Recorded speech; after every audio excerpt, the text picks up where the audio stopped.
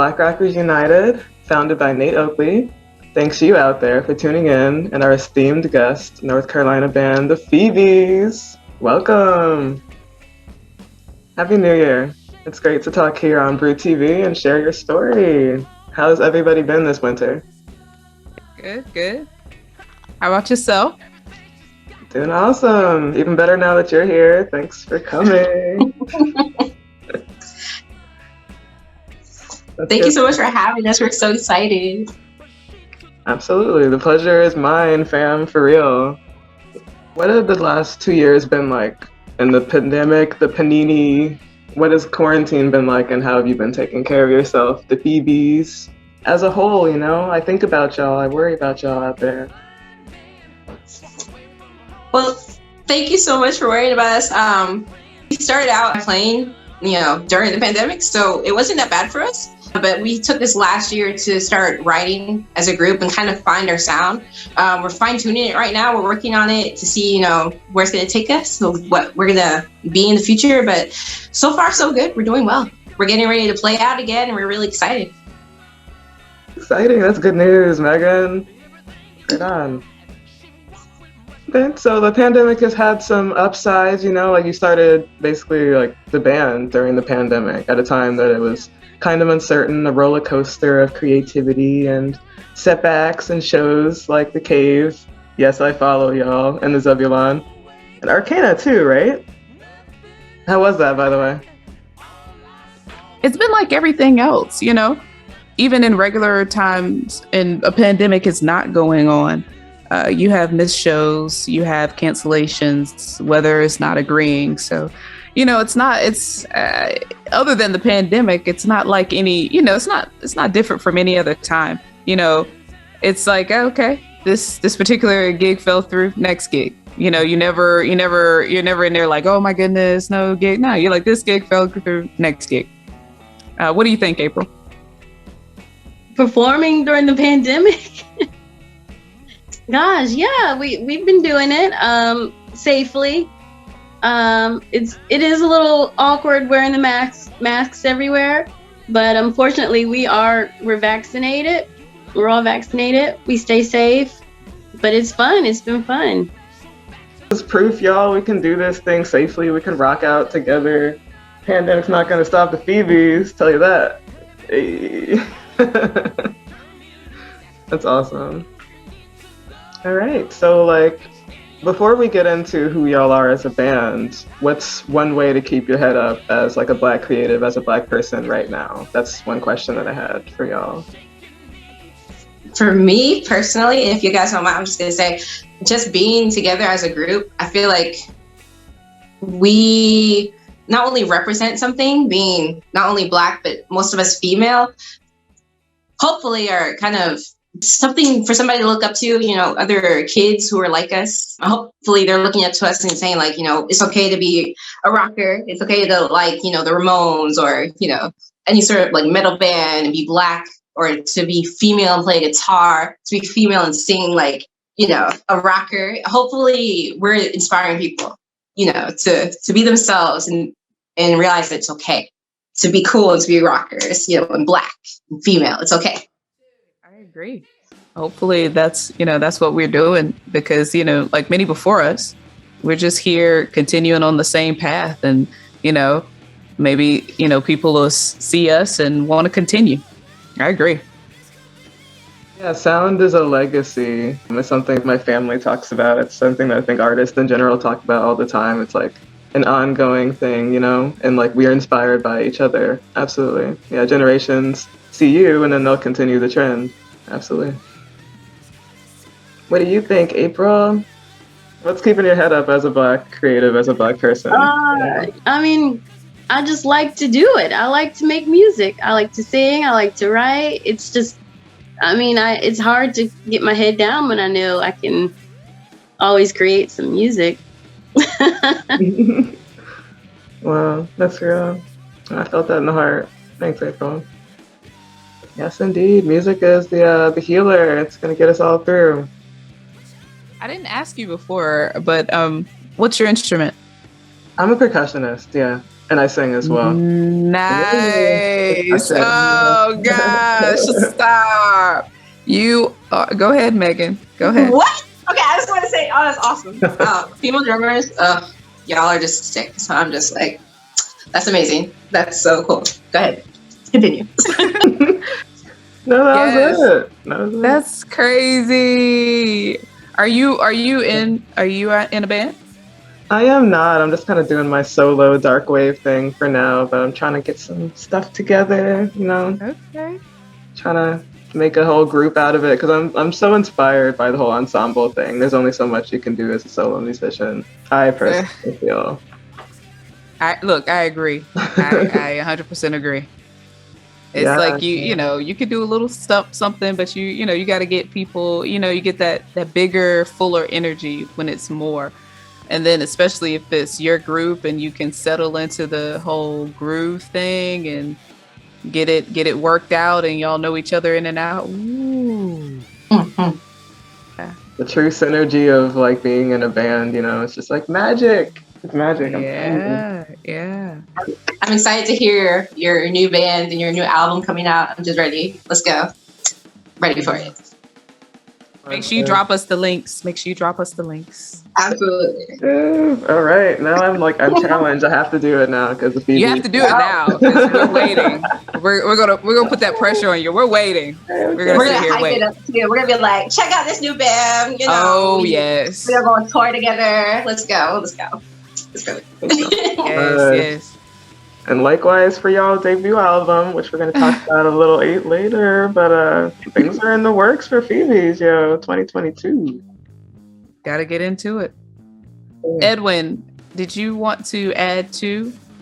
Keeping your head up as a Black creator, it's been interesting. I just think you just have to have faith in what you choose to do for music, the style you choose, believe in yourself, keep pushing forward, and you're going to get slapped down. You're going to get knocked down.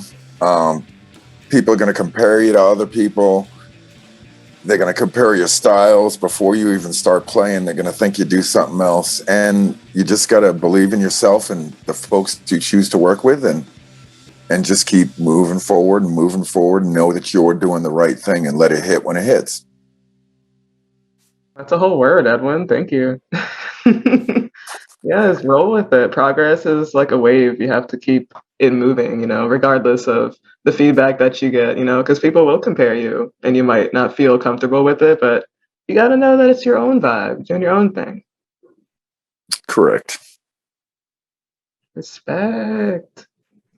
Well, I mean, it's tough as a Black artist because, you show up and they think you're going to start playing R&B or rap or hip hop or soul and what if you like to play rock? It was our music to begin with. Why can't we own it again? And so that's what I love about working with these ladies. The range is just so much we can do. And there's influences from all over. And we're trying to bring it back to what it used to be. And it's just a lot of fun.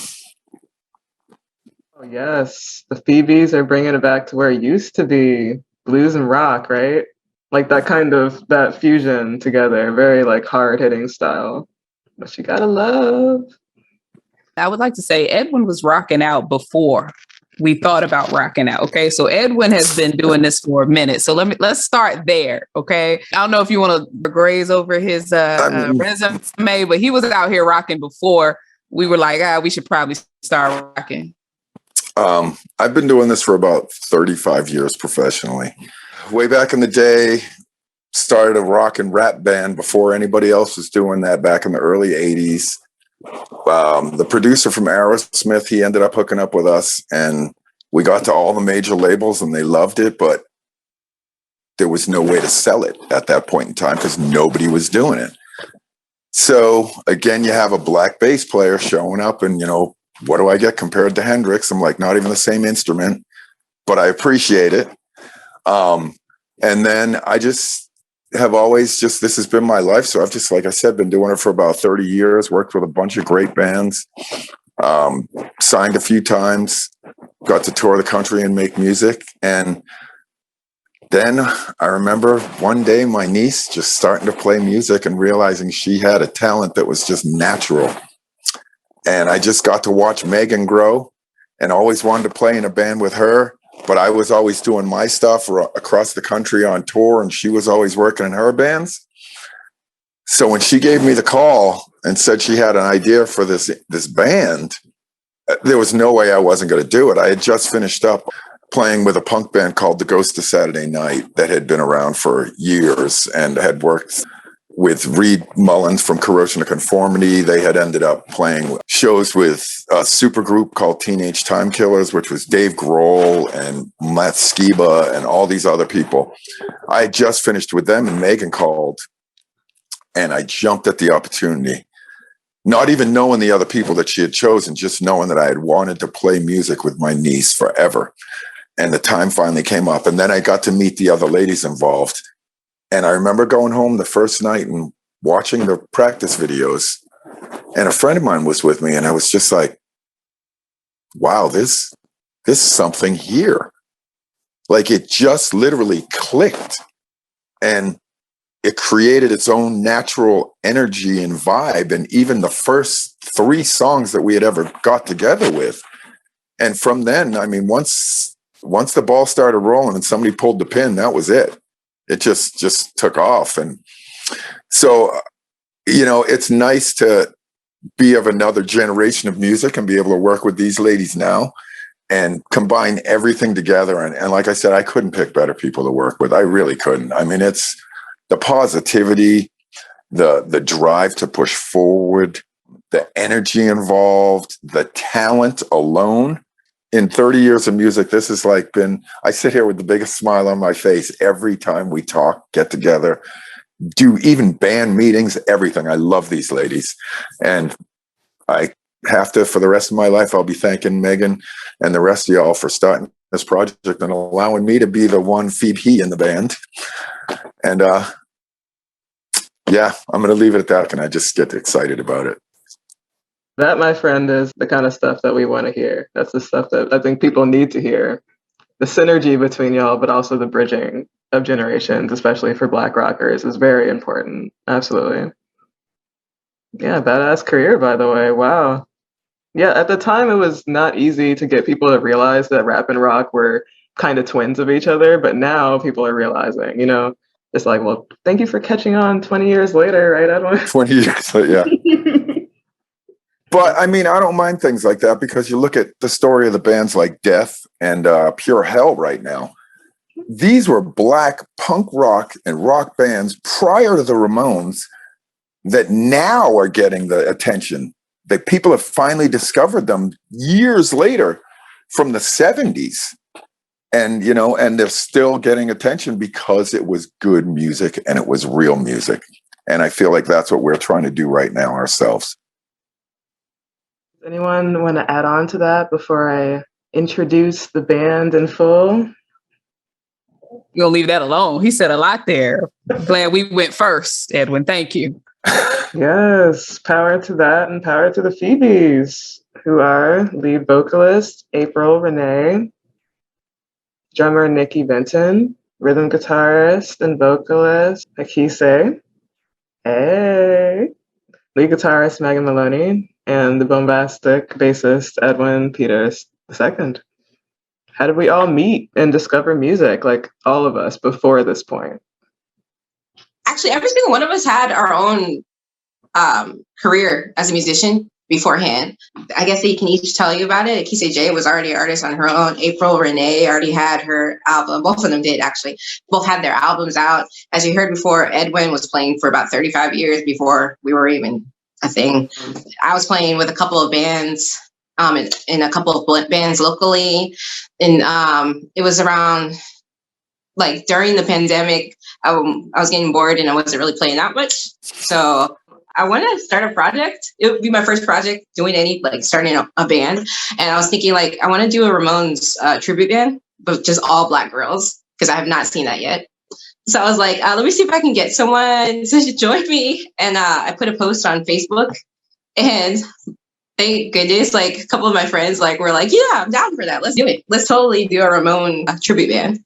And that's basically how we started. It was just from a post on Facebook. Our first practice, like Edwin said, we ended up playing like I Want to Be Sedated, I believe, by the Ramones.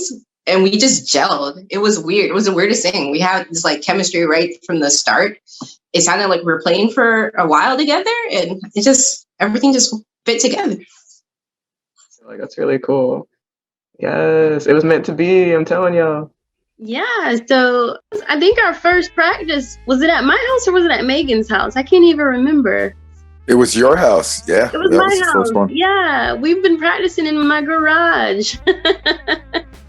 And it's been really cool. Like, oh, that was so, like the first day we practiced, it was magic. It was, because I don't know how to explain it. It was just like, we all just had this vibe that day. I mean, we still do, but that was so cool.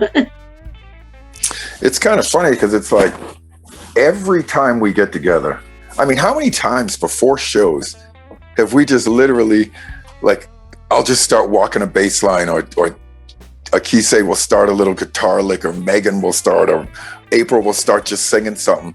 And next thing you know, we're like, we could have played that for half an hour.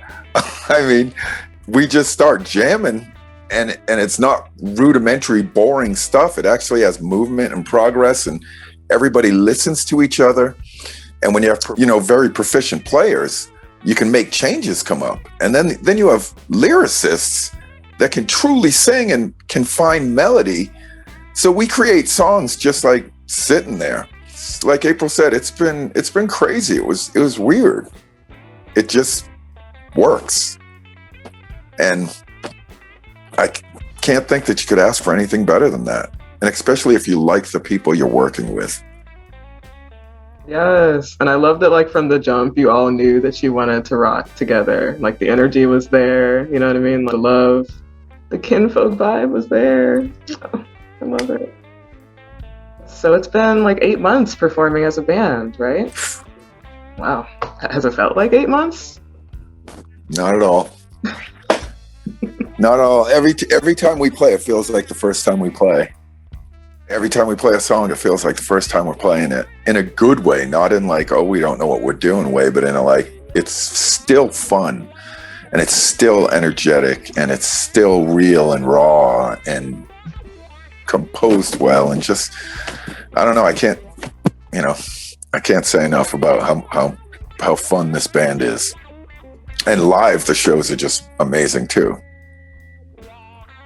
Yes. I was gonna say, Megan, it's because I'm in your head all the time. It sounded like you wanted to say something, because I feel like you were gonna say it first. So I'll let you say it first. No, you go ahead. This is another thing that freaks me out. I'm just gonna put it out there. Every time I want to say something, she always says it first, and it freaks me out. I don't know what. We have this weird chemistry. It's really freaking me out, just to put that out there. But anyway, I was gonna say that it hasn't even been a year. I don't believe it. I feel like it's crazy. I don't know how it's possible. I feel like the way we play together, it feels like we've been playing together a long time. We have this, not that we're like amazing, like we've been playing for years and years, but we have a chemistry as a band, as if we've been playing together for a while. So when you say it's been 8 months, it doesn't feel right. It feels like we've been playing longer. I don't know how it's possible. We haven't had a year as a band together, but it feels like we've been together like that. So that's what I was gonna. I agree. It's been great, and a lot's happened since we played. A lot has happened since then. So it's just like, whoa, but it's been great, and it's a thing now. I have to say that for me, being the oldest one in the band that's been playing probably for the longest, and I've, done my fair share of things in my career, I have to say that to be able to work with you guys is wonderful, because number one, we're like, I don't want to use the term role models, but you're Black musicians showing people, hey, if you want to play rock and you want to go out there and rock, play rock. There's nothing wrong with it. You owned it before, own it again. Then you have the whole aspect of women musicians.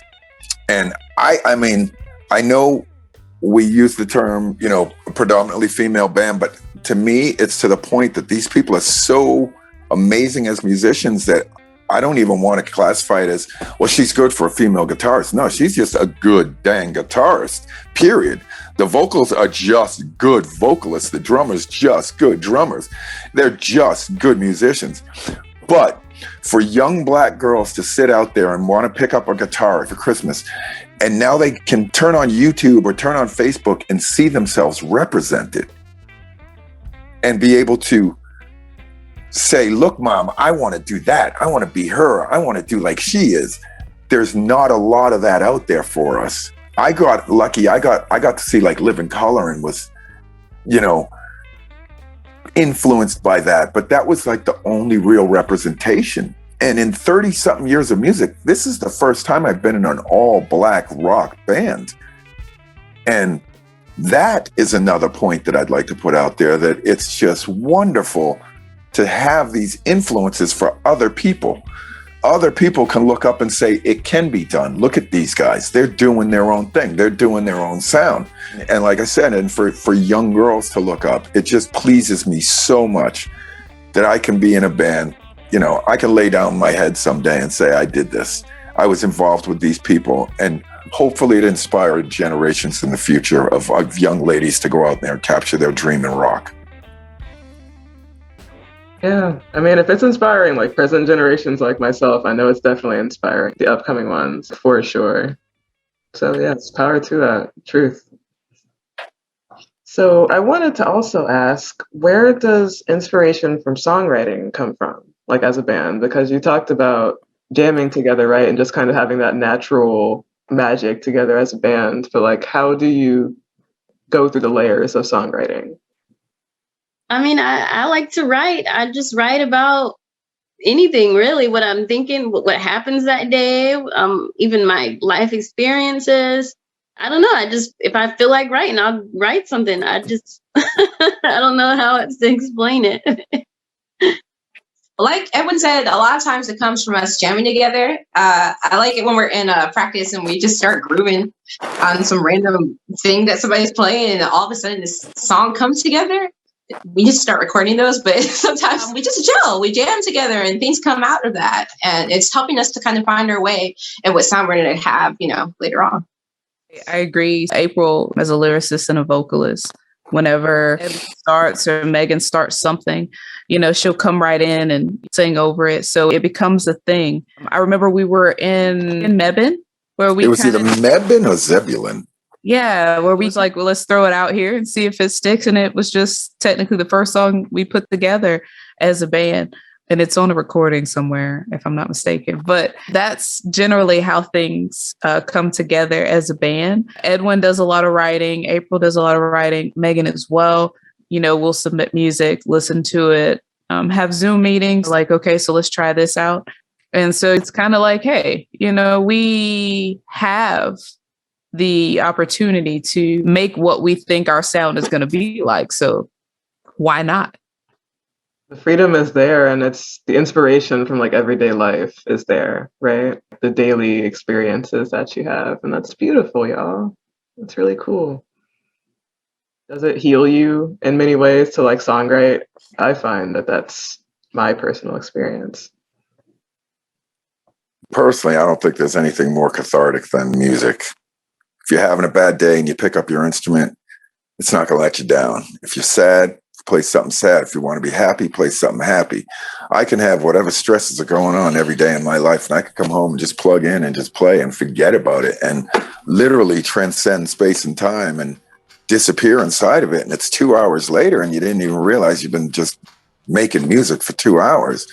And everything else in the world is wiped off of you. And you feel like, you know, when I'm playing music and I get in the zone, I'm in my little bubble and I'm just rolling through the world, and all the problems of the world are just wiping right off the side of my bubble. And I just continue down and go through it.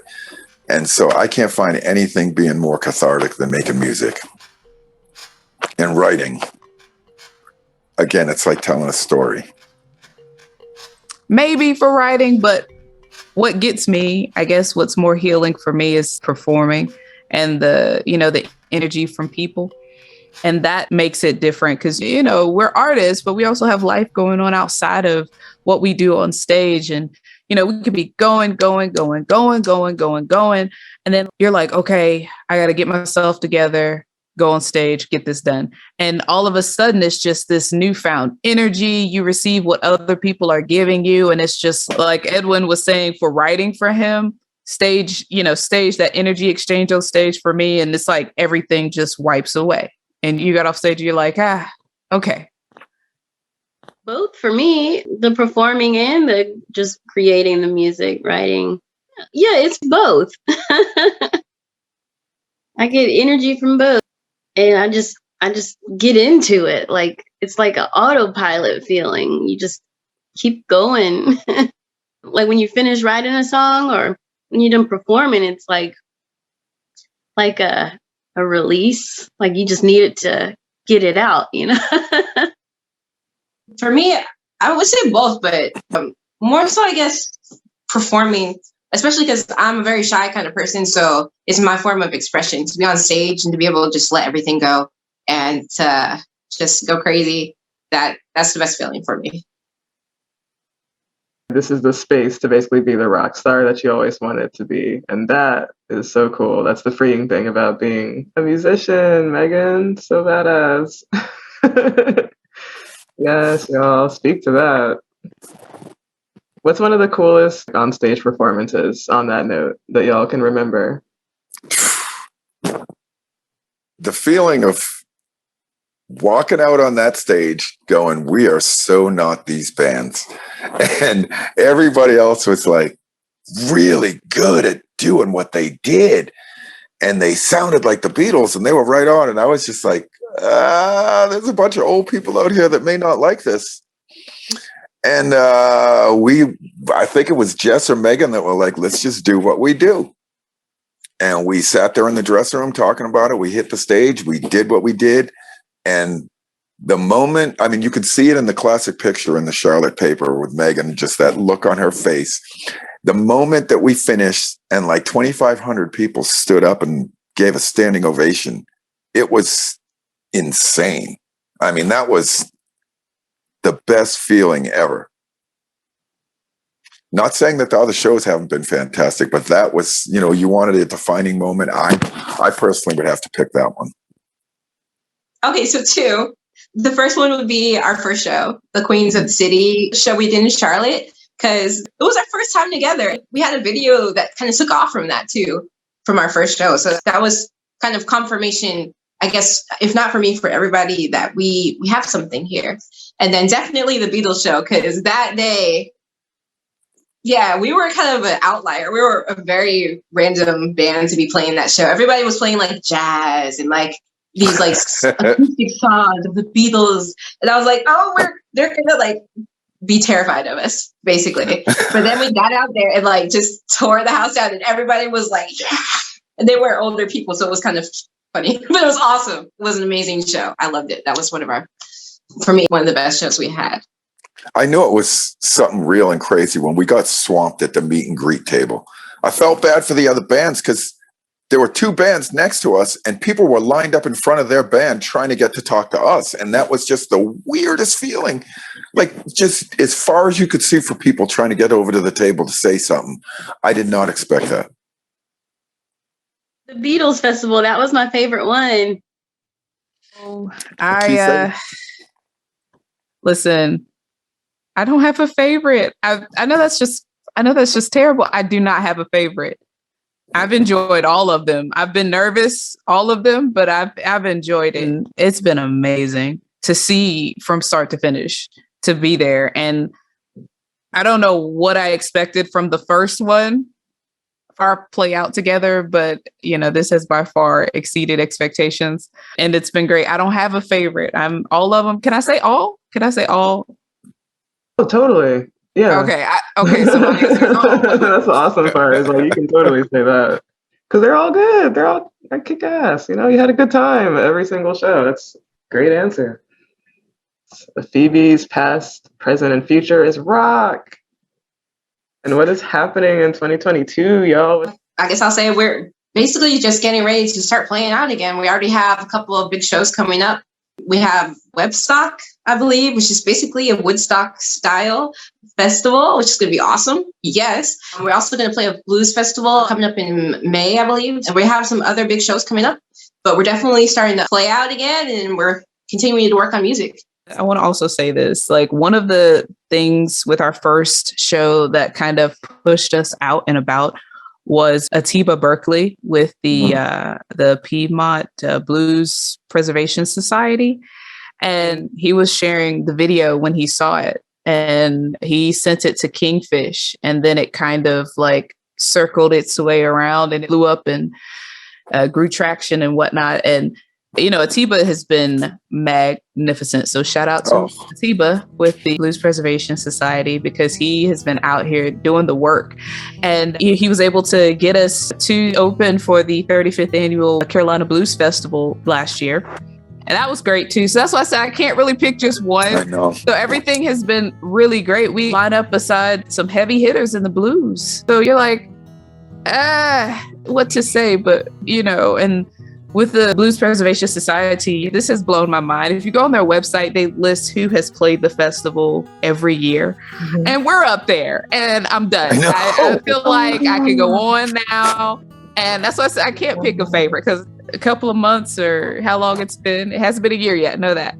Everything's been great. It's lined up. You know, we've met people who have been very helpful and, you know, sharing our music and helping us build traction and people who want to see us. So I just wanted to say that. I got off topic. That's right on time, you know, like I love that. Like you said, thank you so much. Yeah, that's how we got on the news, was through the Blues Preservation Society also. Nice. What network? Which one was it? Local news? Greensboro? Yeah, Greensboro. In Greensboro. Yeah, that must have felt surreal. It's like, that was weird. It was weird playing on TV. What was so crazy about it was other people who saw it. Yeah. I think the photographer we had, Mr. Bobby, he was just like, wait a minute, did I see y'all on the news that morning? It was us. At WFMY 2 News, just to say. That's right, Channel 2. Wasn't that like, we had only played like 1 or 2 shows before that too. When they say that the ball just took off, I mean, to touch on what Akise had said, the video got shared, Kingfish picked it up, and within 3 days it had 15,000 views. We didn't even have a Facebook page at this time, I don't think. We were like, we need to do stuff now, because instantly it just took off and people started calling us. And we were like, what do we do? So at that point, I knew that what we already knew, other people were figuring out, that there's something real here and there was something magical going on. Because I've been doing this for years and it doesn't happen like that. I agree. I think Megan said it earlier. We've all been performing in the area, other places for years. April, her album was the Rise and the Wind Chimes. Rise and the Wind Chimes. And she had an album out and she was singing with other musicians in the area. And Megan was in like 50 different other bands. Was it 50 or 51, Megan? Yeah, it was like, yeah. So, yeah. And, you know, Edwin was out here and, you know, like touring. And then it was just all of us coming from rock backgrounds or like, you know, rockish backgrounds. And then we're just like, together. Nikki, who's not present, he has a gospel I think we all kind of have somewhat of a gospel background, but Nikki had like a gospel background. She played in a blues band that won this this blues kind of entry or whatnot. And so that was her kind of background. And then we kind of all linked together and it just made sense.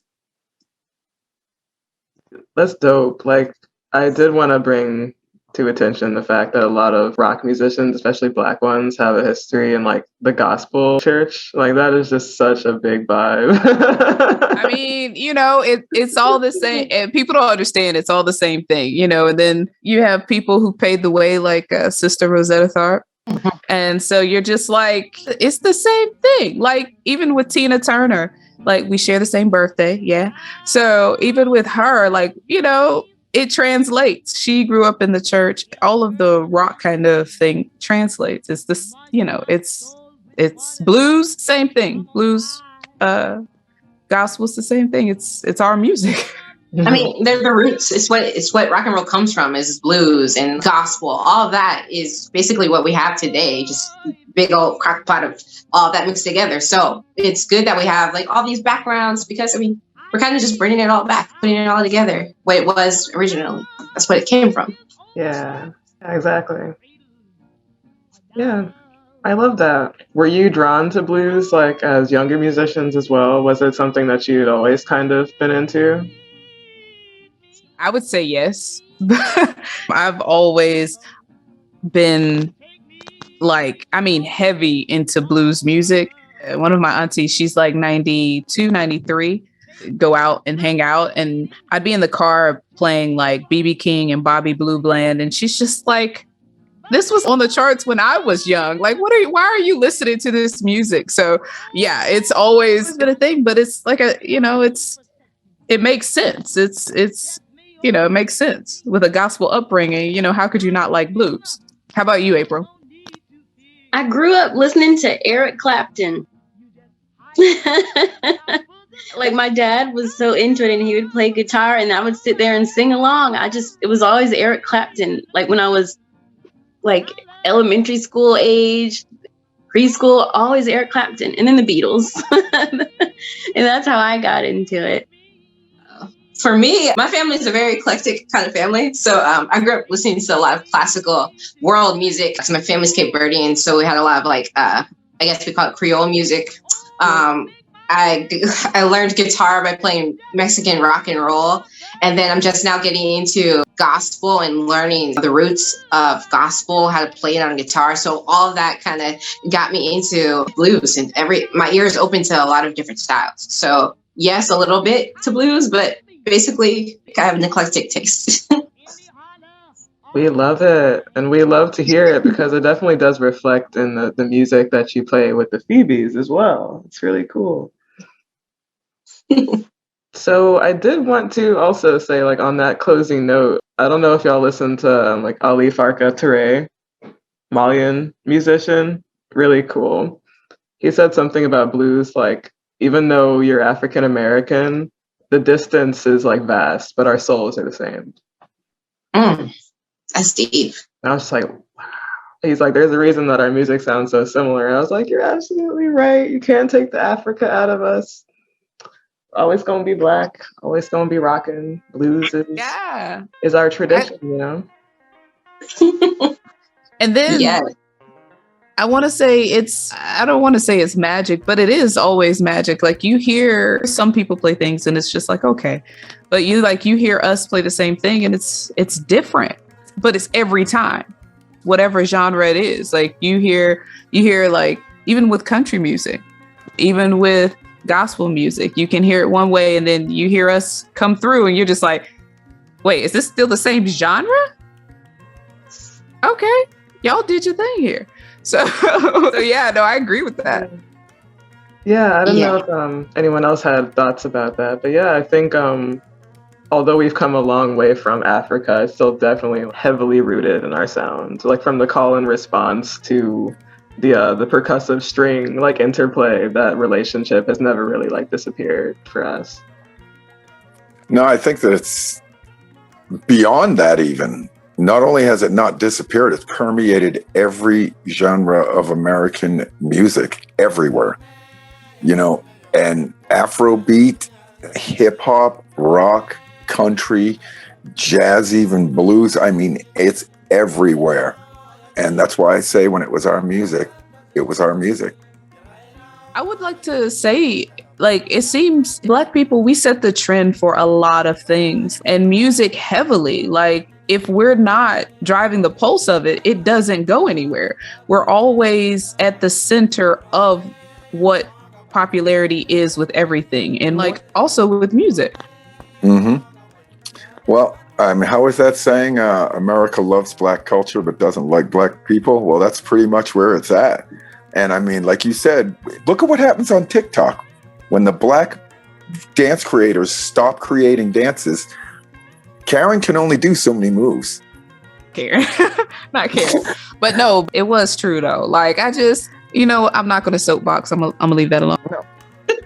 No, that's real. It's true. No, it's definitely relevant to the conversation of music. It's like, what's going on? Little soapbox. I couldn't resist. Okay, a little soapbox. I'm not going to be long before you, okay? Bring it, girl. Bring it. Not going to be long before you. But even in the history of music, as it relates to Black people, music was taken from Black people and then just sold, and then the writing, the style, and then someone else does it who is of a fair skin, and it's just like, oh, so it's a thing now. It's like, no. It was already a thing, but you wouldn't notice it if it was over here. And I'm done. Well, let me just say this. Even as not so far back as the 80s, there's a famous interview out there now with David Bowie. And he called out MTV. The huge music video place. Why are you not representing Black artists? David Bowie realized that MTV was playing Black music done by white artists and not representing the proper demographic of Black artists, and called it out in the 80s even. So like she said, it's just something that's going on from day one. You take a song from Bo Diddley, you give it to Pat Boone. Look, there you go. The 80s was not that long ago. And it was like Michael Jackson. Was it Michael Jackson was like the first prominently played album on MTV as a Black man. And then I think Whitney Houston was the first for a Black female. You're just like, they're not that long ago. No, not at all. Yeah. So it's like, come on, y'all. So there was no one before them that you could have been like, hey, we should probably play. Yeah, I'm stopping. No, we could go on further. We talk about that all the time in Brew, and it's like until that issue is resolved, the conversation will never go away. Yeah. Yeah. Well, Led Zeppelin got more plays on the radio than Son House ever will. And they're playing his songs. Yeah. But Waters too. Mm-hmm. Times are changing, and people are realizing where the original music came from and why. And I think that's why an entity like the Phoebes right now is the perfect time and place for what's going on. Yeah, I also believe that we talked about this when we were talking with the Blues Preservation Society. You know what I'm saying? With acknowledgement, you also have to make up for the years of the money that, was not given, the rights that was not given, like all of this other sub music that you're making other music from and other people making money off of it. And that's not even a fraction of what this country needs to make right. But that is what also needs to be made right. And then even in moving to the future, ownership as it aligns to what the future is with NFTs. The music realm is moving towards that.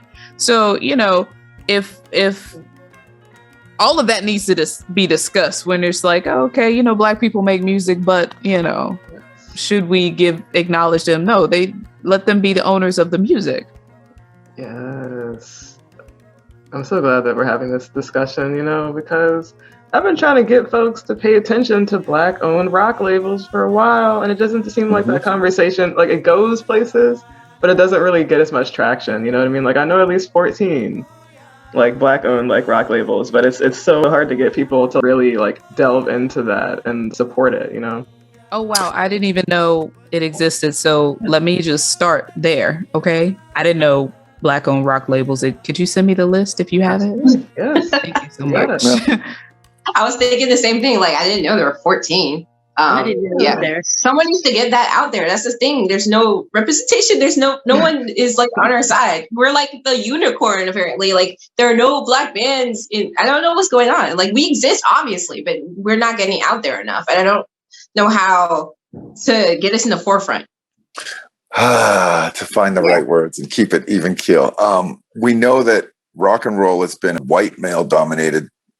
I mean, that's it. It's from day one, even as a woman or a female artist, to not get by on sex appeal, but music, it's hard. It was already hard. It still is. I mean, and then you throw the fact that you're a Black artist in, and just like Megan said, there was no network till folks like you come around. There was no network. You know, you had to go out there and push, push, push. And, you know, then how do we book you with other bands? And, you know, are we going to have issues when we go play somewhere? We're talking about aspects of music that also permeate systems going on in this country as it is. That's a whole different discussion on a whole different day. But it is still part of this discussion, you know, whether it comes from pay, from royalties, from ownership, from representation, from marketing. There's so many things. I had no idea there were that many Black-owned labels. And I am going to now go and research who they have for artists. And I am going to go ahead and promote it and push it and let other people know. And that's the only way we can do it is, you know, you find what you like and you stand on their shoulders and you reach higher for the stars and you put somebody else on your shoulders and you keep going like that and you keep pushing it up there. Thank you for sending us the link in the chat, by the way. Yes, 100%. Because I think we need to see like folks like Jason Alon from Fever 333, you know, like the fact that they have a label and bands like Nova Twins. I don't know if you know Nova Twins. Yes, exactly. Yes. Like, and it takes someone Black, just being real, takes another Black rocker to be like, I see you and you're going to be on my label, in my opinion, for it to happen. Yeah. You know? Yeah. So that's just something I've been really hyped about. Synergy, y'all. It's happening. We're doing it. Yeah. I found it very difficult also with, you know, being all Black group. We've actually had it really good to get booked as much as we've been getting booked. That's been amazing. But there are certain circles, they're just like, you know, and you're just like, but why? You know, we could get booked here, we get booked here. They're like, but you know, so that's it. There's no real answer. You're like, okay, all right. Like a lot of people have been embracing us. Just a little pushback from a certain group of people who I think, you know, I don't know if it's because we're female mostly or because we're Black females, but there's definitely been a small group of people who have some sort of negative energy pushed towards us. You can see it in the comments and stuff like that, but we rise above it. We don't really care. We know what's going to happen. We expect it to happen, but we just move on because, you know, that's what we represent. We're strong. We're strong women. We're strong African-American women and men. You know, we're doing things that a lot of people haven't seen done before. So we're going to get pushback, but it's okay. We're ready for it. We're ready to just do our thing and play our music and keep going. So don't let it phase us. Okay. That's exactly it. You can't let it phase you. Right. As a Black musician again, you know, and as a group of Black musicians and Black women musicians, I heard this saying in a movie the other day, you know, we're stuck between a rock and a hard place, but we just call that Monday. I mean, that's just our normal life. That's what we've all dealt with every day of our lives. You've dealt with oppression. You've dealt with this. You've dealt with pushback on stuff. And you step into a genre that's not, and you're trying to claim back a genre that generally wasn't yours or was told that it wasn't yours, you're going to get pushback. That's motivation. That doesn't stop you. You haven't stopped us for 400 years. You're not going to stop us tomorrow. That's it. That is true. And it's also a situation where we have to make sure we're constantly being cognitive of people paying us our worth, because that is also an issue. And that's just an issue in living as a person of color, a Black person. Every time you go somewhere, you have to explain why you are worth the pay, the equal pay for the job. You just like, so, okay, that's everywhere. And in music, it is no different. You know, you show up with your war paint on and you're just like, well, like Edwin said, it's another Monday. Yeah. I'm a firm believer of when you show up and you go to play a show, you've already prepared, you've already practiced, you've already honed your skills, you got your music ready. The Phoebes are going to play the same show, whether there's 5 people or 5,000 people in that room. We're going to do what we do. And I'm going to tell you what, if there's 5 people there, the next time we come back, there's going to be 25 and then 2,500, because they're going to tell people there was nobody in this room and those guys put on a stadium show. And that's just what you do. It's because we believe in what we're doing. Right on, fight on, y'all. I know that's right. Yeah, you gotta stick it to them because if people aren't gonna respect your worth, then you have to show them. And if they're not gonna see it then you just gotta keep on rolling, yo. The haters will fall away on their own. You feel me? I'm just saying. Words from Nicole Kali. Good words from Nicole Kali. Thank you, Phoebes. We gotta show our appreciation once again, as always, to everybody here tonight. Thank you so much. You have the floor to say anything else that you want before Brew Crew signs out. Just thank you so much for having us and giving artists like us a voice. We appreciate you guys so much. Thank you so much. Thank you. Thank you so much. I definitely want to say thank you again. The value that we feel and how appreciative we can be to be able to have a platform to be able to say and help promote what we do. It's tough. So finding an ally and a sister in this is a wonderful thing. So thank you very much, and keep your eye out because we're going to keep doing what we do. Thank you for taking the time out to interview us today. This was fun. We will be looking for your project coming out, so make sure you go ahead and send that to us whenever you get that finished. We haven't forgot, okay? And we're not going to forget. We're going to finish our project, and we're going to let you know about that. And whenever we get finished recording, so many, many good things coming for us in 2022. And I hope many good things for you as well. And thank you so much. Thank you so much. Flip side. All right. We'll see you. Bye. Thank you. Thank you. Rock and roll. Thank you. Bye-bye. Oh, yeah. Bye.